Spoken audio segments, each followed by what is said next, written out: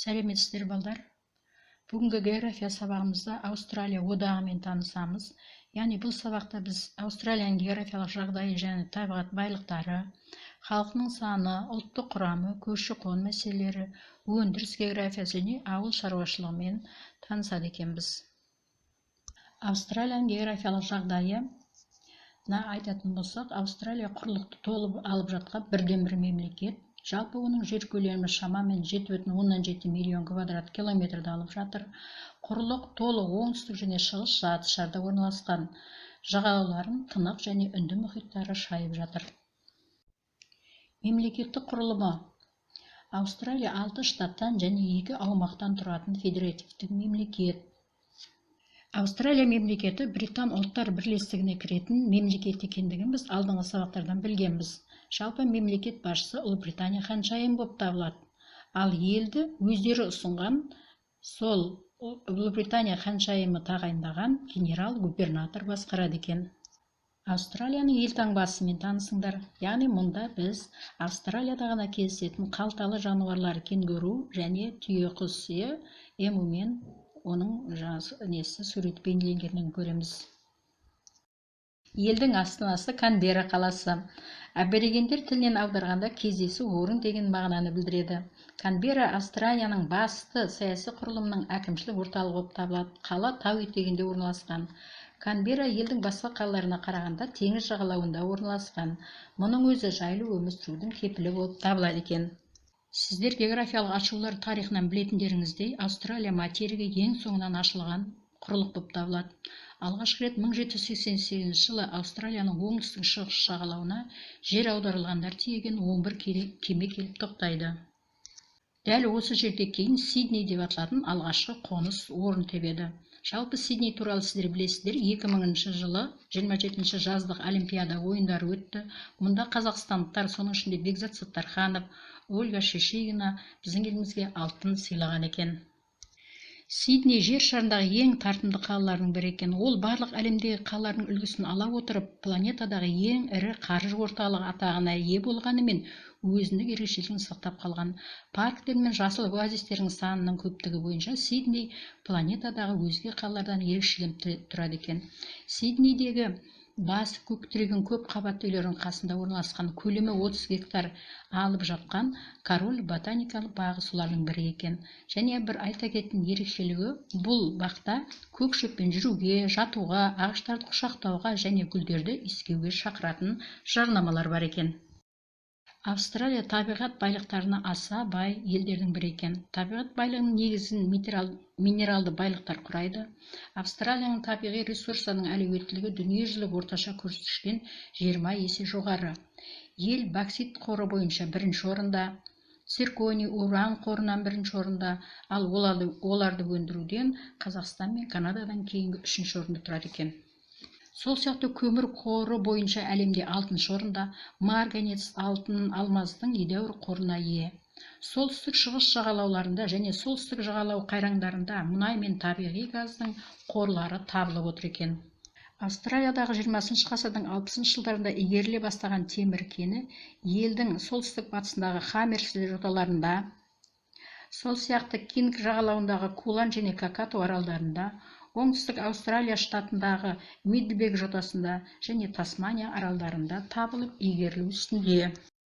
Биг Пит деп аталатын Калгурилидегі алтын кеніші әлемге әйгілі екен. Алтынның негізгі қоры Кембрийге дейінгі платформаларда және құрлықтың оңтүстік шығысында, сондай-ақ Квинсленд қалалары маңында орналасқан. Кішігірім кен орындары барлық штаттарда кездеседі. Боксит кені Кейп Йорк жартыаралында және Арнленд, сондай-ақ оңтүстік батыстағы Дарлинг таулы өлкесінде жатыр екен. Марганец рудасы Грут Айленд аралдарында және елдің солтүстік батысындағы Пилбары аумағында орналасқан. Ең ірі уран кендері құрлықтың әртүрлі бөліктерінде кездеседі. Солтүстікте, сол сияқты оңтүстік Австралия штатында, оңтүстік Австралиядағы Форум көлі маңында, Квинсленд штатындағы Мэри Катлин кен орны және елдің батыс жағындағы Иллири кен орындары бар екен. Тас көмір негізінен елдің шығысында жатыр. Кокстелетін және кокстелмейтін тас көмірдің негізгі ірі қорлары Ньюкасл және Литгоу қалалары. Сол сияқты Коллинсвилл, Блэр Атолл, Блаф, Паралаба және Маурикянга қалалары маңында өндіріледі. Оңтүстік жартыаралда жатқан және екі мұхиттың арасында орналасқан Аустралияның климаты өзгеше екен. Аустралияның ауа райы жыл бойы саяхатшылар үшін аса қолайлы. Жылдың ең ыстық кезеңі қараша-қаңтар айлары болып табылады. Бұл мезгілде ауа температурасы +25-тен +32-ге дейін барады екен. Салыстырмалы түрде алғанда маусым-тамыз айлары суық болады. Ауа температурасы бұл кезде +15, +18-ден жоғары көтерілмейді екен, ал кейде +0 градусқа дейін төмен түседі. Қыс мезгілі жауын шашынды мамыр-тамыз айлары саяхаттау үшін қолайлы кезең болып табылады. Аустралияның жалпы табиғатымен, оның жануарлар, өсімдіктер дүниесімен сіздер физикалық географиядан танысқансыздар. Міне алдарыңызда Аустралияда ғана кездесетін, жер бетінің басқа жерінде кездеспейтін жануарлардың түрлері бейнеленген. Аустралияның халқы, жалпы халықтың саны 23,16 миллион адам.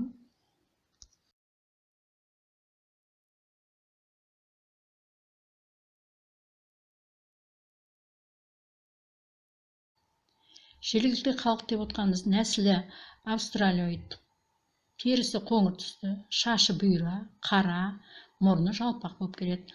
Ал келімсектерді негізі Еуропадан көшіп келгендері құрайды. Олардың нәсілі европоид болып келеді. Терісі сарғыш, шашы сарғыш немесе қара, түсі немесе толқынды болып келеді. Ал мұрындары түзу қоңқақ болып келеді екен. Жері кең байтақ, табиғат ресурстарына бай Аустралияға күні бүгінге дейін шетелдік компаниялар мен иммигранттардың келуі тоқтамаған құрлық болып табылады. Жалпы аборигендерге келетін болсақ, мыңдаған жылдар бойы қалыптасқан аборигендердің салт дәстүрлері күні бүгінге дейін өзгермей сақталған екен. Осы күнде де олар алыс мал фермаларында еңбек етіп отыр. Сондай-ақ қалаларда өмір сүреді. Соған қарамастан әлдеқандай бір тылсым күштің шақыруымен өз отбасы мүшелерімен даланы кезіп кететін кездері болады екен. Бұл кезде олар еуропалық тамақтан және киімнен бас тартып, ата-баба дәстүрімен өмір сүреді екен. Австралияның тіліне келетін болсақ, мұнда ресми тіл ағылшын тілі. Ал кейде итальяндық, грек, қытай тілдерде кездеседі екен. Көпшілік халық мұнда христиандар, оның тармақтары католик және протестанттар, наным сенімдегі халықтар болып табылады. Алдымызда айтып өткеніміздей, Аустралия штаттар мен аумақтарға бөлініп басқарылатын федеративтік мемлекет. Бұл штаттарды айтатын болсақ, Тасмания, Виктория, Жаңа Уэльс, Оңтүстік Аустралия, Батыс Аустралия, Солтүстік Аустралия және екі аумақтан Квинсленд және Канберра астаналық аумақ болып басқарылады екен. Аустралия шаруашылығы алуан түрлі болып келеді. Елде ауыр өнеркәсіппен қатар ауыл шаруашылық салалары өте жақсы дамыған.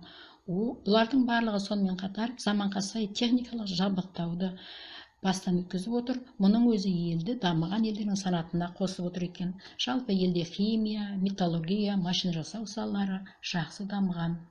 Аустралия шаруашылығының ең ежелгі саласы тау-кен өнеркәсібі болып табылады. Аустралия боксит, темір рудасын, қорғасын, цинк, марганец және вольфрам тас көмір өндіруден алдыңғы орында.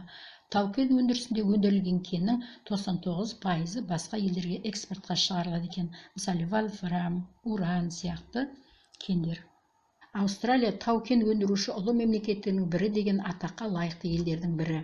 Ол көмір, алтын, алмас өндіруден, солардың кендерін қазудан және экспорттаудан алдыңғы орында. Аустралияда қара және түсті металл өндірісінің барлық салалары дамыған. Ескі, толық секілді жұмыс жасайтын ірі металлургия комбинаттары шығыста орналасқан Порт Кембл, Ньюкасл, Вуллонгонг қалаларында екен. Машина жасау өндірісі барлық қалаларда дамыған. Олар авиа және автоқұрылғыларын, автомобильдер, тракторлар, локомотивтер, приборлар, электр жабдықтарын өндіреді екен. Жалпы елде өңдеу өнеркәсібі қара және машина жасау салаларымен шебер ұштастырыла отырып дамытылған. 20 ғасырда дами бастаған саласы бұл химия өнеркәсібі. Негізінен химия өнеркәсібі портты қалаларда орналасқан, себебі тасымалдаушы мұнайға байланысты және тас көмір кен орындарына жақын орналасқан. Елде химия өнімдерінің барлық түрлері дерлік өндіру қолға алынған. Алдында айтып өткеніміздей, өндіріспен қатар дамып отырған елді үлкен байлыққа кенелтіп отырған бұл ауыл шаруашылығы болып табылады. Ауыл шаруашылығында астық, жүзім, ананас сияқты көкөністер, жүгері өсіру қолға алынған. Аустралияның өнеркәсібімен қатар дамып жатқан саласы ауыл шаруашылығы. Аустралия жалпы ішкі өнім көлемі бойынша әлемде 16-шы орында тұрған мемлекет. Бұл біріншіден тау-кен өндірісі болса, екіншіден ауыл шаруашылығы өндірісі болып табылады. Ауыл шаруашылығындағы басты сала қой шаруашылығы болып табылады. Кең аумақты алып жатқан шөлді және шөлейтті құрғақ далада экстенсивті мал шаруашылығы жүргізіледі, яғни қойдың басы көбейтілуімен ерекшеленеді екен. Бұл салада ет өнімдерін шикізат өнімдерін экспортқа негізделіп шығарылады. Жалпы Аустралиядан ауыл шаруашылығы өнімдерін сыртқа экспорттаудан жан басына шаққанда ешбір ел оған тең келе алмайды. Ішкі айырмашылығы. Аустралияның басты экономикалық ауданы бұл оңтүстік шығыс болып табылады. Аустралияның одан басқа да көбірек игерілген аудандарына солтүстік шығыс, оңтүстік және шығыс бас жағалаулары жатады екен. Жалпы Аустралияның экспорты пайдалы қазбалар, тамақ, химия өнімдерін, сол сияқты ауыл шаруашылығы соның ішінде ет экспорттаудан алдыңғы орында тұр екен. Халықтың жан басына шаққандағы жалпы ішкі өнім көлемі аса жоғары, 40 000 ақш долларын құрайды. Енді сабағымызды тыңдадыңыздар және лекциямен танысасыздар. Соған байланысты мынандай бекіту сұрақтарын дайындасаңыздар болады. Аустралияның экономикалық географиялық жағдайын сипаттама беріңіз. Аустралияның мемлекеттік басқару формасы туралы айтыңыз. Елдің астанасы және ірі қалалары туралы не білдік? Табиғат байлықтары туралы айтып беріңіз. Қос мұхит арасында жатқан Аустралияның ауа райының ерекшелігі. Аустралияның халқы туралы не білдік? Аборигендер туралы қандай мәліметтер білесіз? Аустралияның тілі мен діні туралы айтыңыз. Аустралия федеративті мемлекет ретінде қалай бөлініп басқарылады? Өнеркәсіптің жетекші салаларына таңыз. Аустралияның ауыл шаруашылығы ерекшеліктері туралы білімдеріңізді қорытындылаңыз. Сабағымызды қорытындылай келе мен сіздерге үй тапсырмасын орындауды ұсынамын. Біріншіден, Аустралияның табиғатының өзіне тән ерекшеліктеріне назар аудара отырып сипаттама беріңіз. Екіншіден, Аустралияны Канада немесе басқа да қоныс аударушы елдердің бірімен салыстыра отырып, оларға талдамалы сипаттама жасаңыз. Үшіншіден, Аустралияның сыртқы экономикалық байланысындағы басты аймақтар мен елдерді анықтап талдаңыз. Бұл үй тапсырмасын орындау барысында сіздер лекцияны, видео сабақты және электронды ақпарат көздері мен баспасөз ақпарат құралдарынан деректер алып пайдалануыңызға болады.